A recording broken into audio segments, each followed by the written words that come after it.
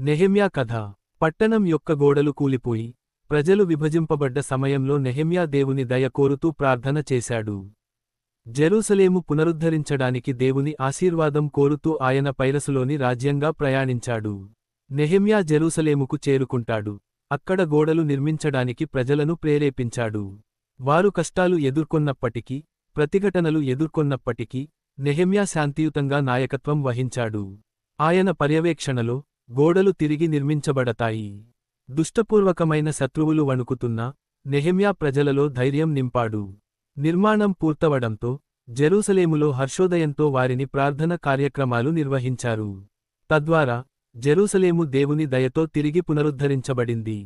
నెహెమ్యా కథ నుంచి పొందే నీతిని, కష్టాలు, ప్రతిఘటనలు ఉన్నా, ధైర్యం, విశ్వాసం, మరియు సరైన నాయకత్వం ద్వారా మనము ఏ స్థితి నుంచి అయినా పునరుద్ధరించవచ్చు. దేవుని ఆశీర్వాదం వల్ల అణచివేసిన గోడలు కూడా తిరిగి నిర్మించబడతాయి.